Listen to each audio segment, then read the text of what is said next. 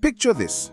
You are the governor of the most powerful, most populated, most economically significant state in all of Africa. You are building roads that haven't been built in decades. You are transforming bus stops into architectural statements. You are delivering infrastructure at a pace that leaves even your critics speechless. And then, without warning, the very people who put you in that seat decide they are done with you. No negotiation, no second chance, just a quiet, devastating withdrawal of support that leaves you politically stranded in the middle of your own tenure.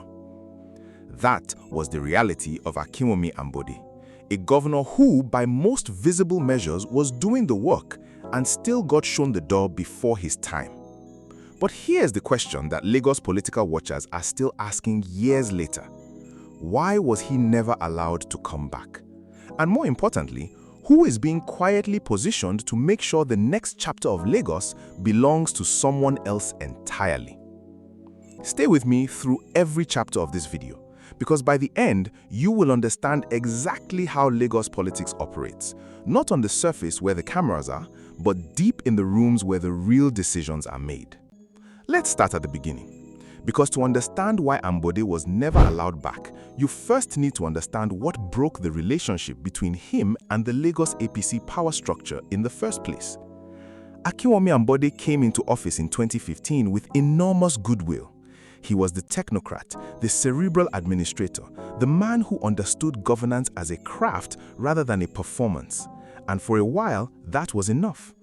But Lagos APC is not simply a political party. It is a system, one with unwritten rules, invisible hierarchies, and deeply embedded expectations about how a governor should relate to the people who made him governor.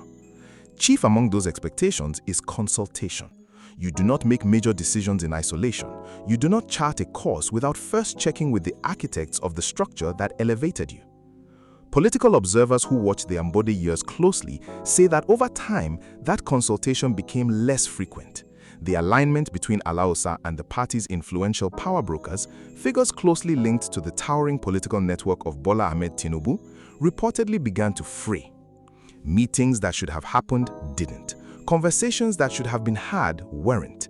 And in Lagos political culture, a governor who stops consulting is not seen as confident. He is seen as dangerous. The party took note. And in Lagos, when the party takes note of something it doesn't like, it doesn't complain, it plans. The fallout wasn't just personal. There was a specific accusation that Ambode turned his back on the party's own programs. What exactly did he walk away from, and how deeply did that betrayal cut into his political future? Every governor in Lagos who rises through the APC structure inherits more than a government. It inherits a mandate, a set of agreed priorities, policy directions, and political commitments that were negotiated before the first ballot was ever cast. This isn't written in any public document. It lives in the understanding between the party and its chosen candidate. For Ambode, that understanding reportedly began to dissolve somewhere in the middle of his tenure. Former Lagos APC chairman Tunde Balogun made a statement that on the surface sounded like routine political commentary. He suggested publicly that Ambode had moved away from agreed party programs during his administration. But anyone who understands how Lagos political communication works knows that a statement like that from a party chairman is never casual. It is a declaration. It is the party officially recording for history that a line was crossed. Think carefully about what that means. A sitting governor, elected on a party platform, being publicly accused by his own party chairman of abandoning that platform. That is not a small thing. That is a rupture. And ruptures in Lagos APC do not heal quietly. They calcify into institutional memory. Memory that gets retrieved every time someone suggests bringing the offending figure back into the fold. Hamzat, by sharp contrast, has never attracted that kind of public rebuke. He has operated within the Sanwo-Olu administration as a consistent, stable, behind-the-scenes force, someone who executes the program without rewriting it. But abandoning programs was only part of the accusation. What really stung the old guard was something far more personal, the claim that Ambode deliberately sidelined the legacy projects of those who came before him. And that, in Lagos politics, is almost unforgivable. It made the case against a second term not just politically convenient, it made it feel justified to those in power. Then came a crisis that played out in full public view, on the streets, in the markets, in the newspapers, a waste management disaster that gave Ambode's opponents something they rarely get in internal politics, a public narrative to weaponize. It started with a reform. In theory, it was the right idea. Modernize Lagos's waste management system, reorganize the collection contracts, bring in new operators, and clean up one of Africa's largest cities more efficiently. On paper, it was bold governance. In practice, it became one of the most damaging public relations episodes of Ambode's tenure. The transition was messy. Refuse piled up in residential neighborhoods. Streets that Lagosians expected to be clean were not. Markets smelled. Social media exploded. Journalists ran with the story. And suddenly, the same governor who had been celebrated for his roads and flyovers was trending for all the wrong reasons. Now, to be fair, reform transitions are almost always disruptive. Any administration that tries to overhaul a deeply entrenched system will face temporary chaos. But the political environment Ambode was operating in had no patience for fair assessments. His opponents didn't manufacture the crisis. They didn't need to. They simply allowed it to breathe and made sure it was remembered. In every quiet conversation about Ambode's fitness for another term, the garbage narrative clung to his image like a stain that no amount of concrete could scrub away. Infrastructure and waste management aside, Ambode had a vulnerability far more fundamental than any policy failure. He lacked the one thing Lagos politics truly runs on, a grassroots army. And without that army, everything else was just noise. There is a specific type of leader that Lagos politics produces and celebrates, but only up to a point. The technocrat, the planner, the governor who speaks fluently about GDP, infrastructure financing, and urban master plans. Lagos loves this figure in public. It plasters their achievements on billboards. It grants them legacy narratives in newspapers. But when election season arrives, that same Lagos political machinery operates on a different currency, and technocrats rarely carry enough of it. That currency is grassroots loyalty. It is ward-level relationships cultivated over years. It is local government chairmen who answer your calls not because they were told to, but because they genuinely believe their futures are tied to yours. Ambode, by most accounts, never fully built that network. He was a governor of the government, not a governor of the party. And in Lagos APC, those are two very different offices. When the 2018 primary battle arrived, the party machinery didn't lean slightly against him. It reportedly moved with overwhelming force in the opposite direction. The grassroots operators, the ward executives, the local delegates, they aligned elsewhere. And Ambode, for all his flyovers and bus terminals, found himself politically alone at the moment that mattered most. The lesson the party drew was clear and lasting. Brilliance without roots is a tree that falls in the first political storm.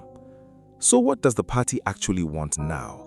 What profile are they quietly assembling for the next Lagos governor?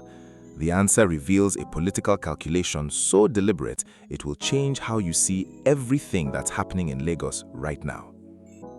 After any significant political miscalculation, serious organizations do something essential. They conduct a quiet autopsy. They sit in rooms without cameras, without journalists, without minutes being taken, and they ask, what went wrong and how do we make sure it never happens again? Lagos APC, whether formally or informally, appears to have done just that after the Ambode episode. And from that internal reckoning, a new prototype for the ideal Lagos governor quietly emerged. This prototype is not about academic credentials or infrastructure vision. Lagos has enough of those. The new ideal candidate must demonstrate something more elusive, the ability to be deeply powerful without ever appearing to threaten the structure above them. They must be consultative without being weak, ambitious without being autonomous, capable of leading millions while remaining accountable to a smaller, more intimate group of decision-makers. Babajide Sanwo-Olu was in many ways the first candidate built to that specification. He came in as a consensus figure, acceptable to multiple power blocks, unlikely to freelance, committed to operating within the established framework. His tenure has been defined more by stability than by rupture, and as his final days in office approach, the quiet conversations have reportedly begun again, and one name keeps surfacing with remarkable consistency: a man who has spent years as deputy, loyalist, and capable administrator, a man who has seen the blueprint up close and never tried to redraw it. We have saved the most sensitive reason for last. It is the factor no politician admits publicly, no party document will ever reference, and yet those who truly understand Lagos succession politics say it may be the most decisive variable of all. Prepare yourself.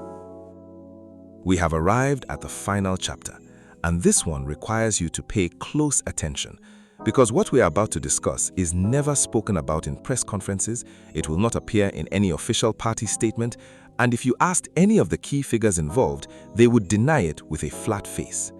But political analysts, historians of Lagos governance, and seasoned observers of Nigerian electoral patterns will tell you quietly, privately, that this factor is real and it is always in the room: religion.